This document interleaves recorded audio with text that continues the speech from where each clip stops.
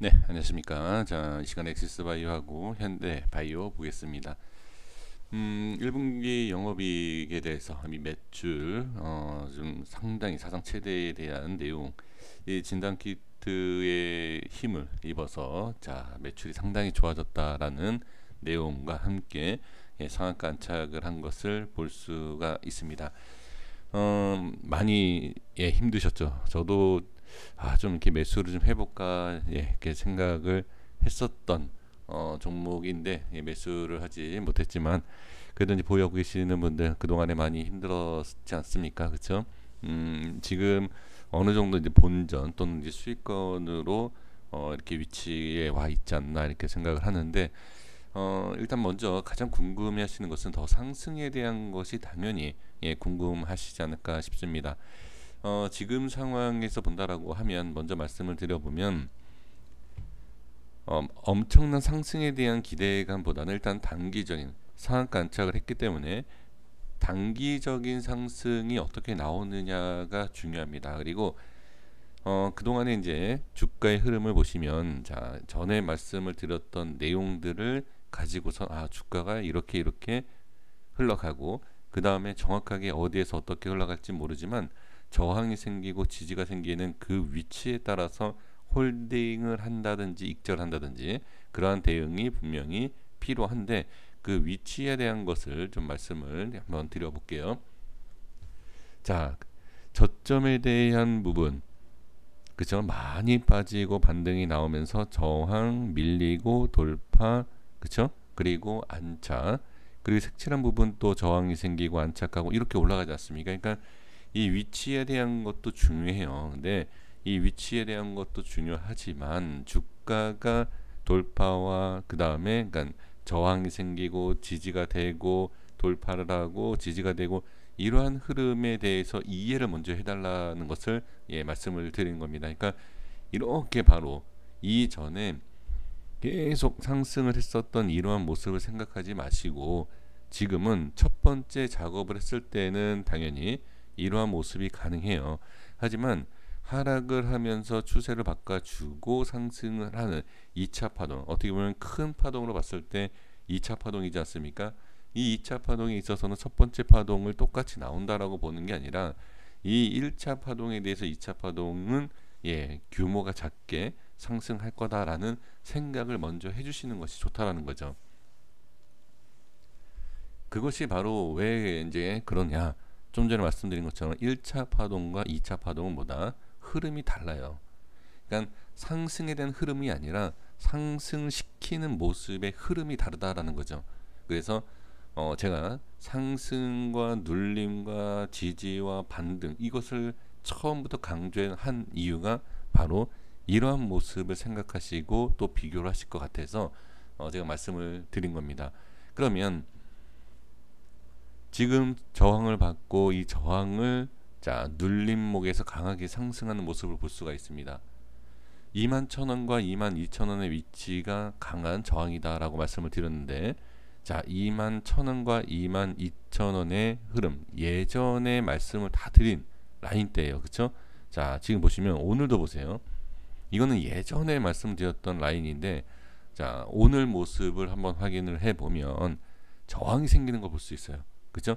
엑세스바이오에 있어서 제 영상 계속 보신 분들은 이 라인 때 아실 겁니다. 저항이 생기고 또 저항이 생겨요. 반등이 나오는데 그런데 강한 자 좋은 내용이 나오면서 강한 슈팅이 나오니까 어떻게 그쵸?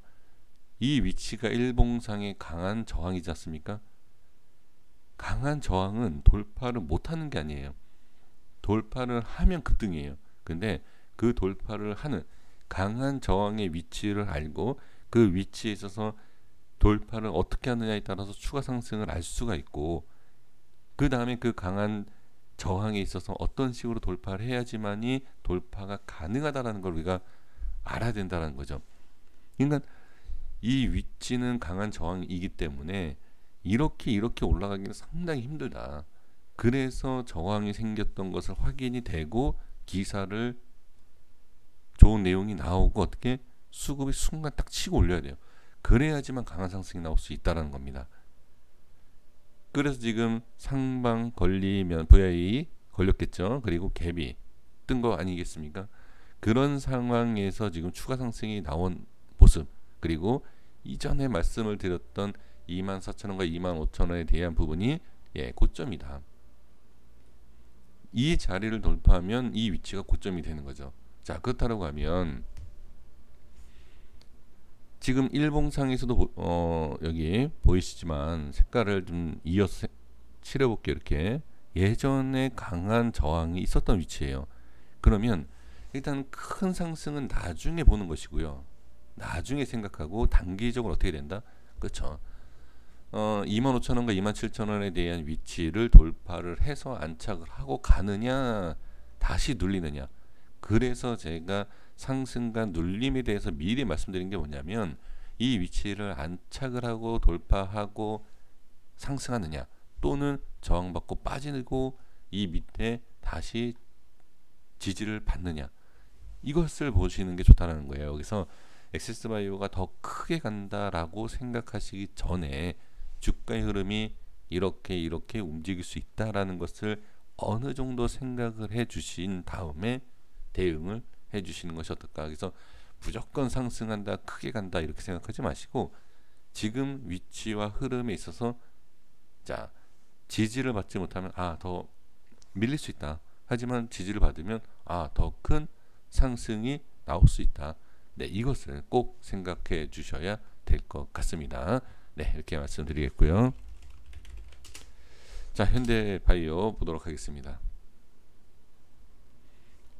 자, 어제 이제 말씀을 좀 드렸던 내용, 그리고 이제 현대바이오뿐만이 아니라 다른 종목들에 있어서 차트의 기본적인 흐름과 그 다음에 이제 어떤 모양이 나와야지만 좋다 나쁘다라는 그런 내용을 많이 말씀을 드렸는데, 자, 오늘 보세요. 오늘 보시면 시장이 상당히 좋은데 지금 현대바이오는 하락을 하죠. 이게 바로 중요한 라인대에서 갭 하락을 했기 때문에 그래요. 지금 이 모습이 나왔기 때문에 라고 생각하시면 안 됩니다. 이거는 워낙 제가 이제 많이 말씀을 드렸기 때문에, 중요한 위치에서는 일부러 갭 상승을 시켜서 급등을 하는 경우가 있고, 중요한 위치에서 일부러 갭 하락을 시켜요. 왜? 매도를 하지 못하게끔 하는, 그리고 추가 하락을 만드는. 근데 여기에서 추가 하락을 만드는 게 물량을 받기 위해서 일부러 뺀 다음에 올리는 거면 상관이 없어요. 근데 그게 아니라 정말 우에서 물량을 정리한다라고 하면 추가 하락이 나올 수 있다, 이렇게 봐야 되는 겁니다. 그래서 지금 상황에서는 우리가 봐야 할 건 뭐냐면, 확실히 저항이 생긴 거예요. 저항이 생겼기 때문에 지금 상황에서는 지금 시간에 밀리진 않지만 하락이 좀 더 나올 수 있겠다, 이렇게 좀 생각을 해 볼 필요는 분명히 있습니다. 그래서 뭐 많이 하락을 한다 이렇게 생각할 수는 없죠. 지금 이 위치를 보시면 되죠. 이 위치에서도 제가 똑같은 말씀을 드렸어요. 자, 어느 정도 버텨야 된다.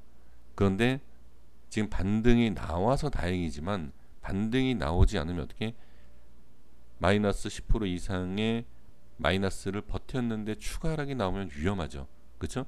그러니까 똑같은 거예요. 지금 여기에서도 보시면, 자, 이건 뭐 손절이라든지 그런 거에 있어서 좀 선택에 대한 부분을 좀 말씀을 드리는 겁니다.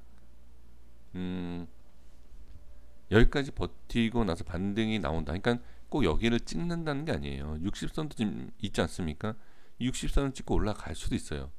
하지만 지금 현재 모습에 있어서는 확실히 저항이다라는 게 있기 때문에 추가 하락이 있다. 하지만 꼭 반등이 나온다라는 보장은 없다. 60선이 이거 밑에고. 그래서 나는 지금 이런 상황에서는 좀 스트레스 받느니 뭐 정리를 하겠다, 아니면 뭐 부분으로 줄이겠다, 아니면 그래도 뭐 여유 있게 보겠다, 이러한 것을 결정하시는 게 가장 좋습니다. 그리고 이제 지금 현재의 모습에서 중요한 자리에서 이탈을 했고, 그리고 갭상승 위에 긴 음봉, 그 다음에 지지 못하고 또 음봉의 갭 하락의 2차 갭 하락이죠. 그러면 여기에서 저도 이런 흐름을 봤을 때는 분명히 밑에서 지지를 해주는 걸 봐야지만이 상승할 수 있다라고 말씀을 드리지, 세력의 의도라든지 주가의 흐름을 미리 알고 괜찮습니다, 버티세요, 추매하세요, 상승합니다, 이런 얘기는 못합니다.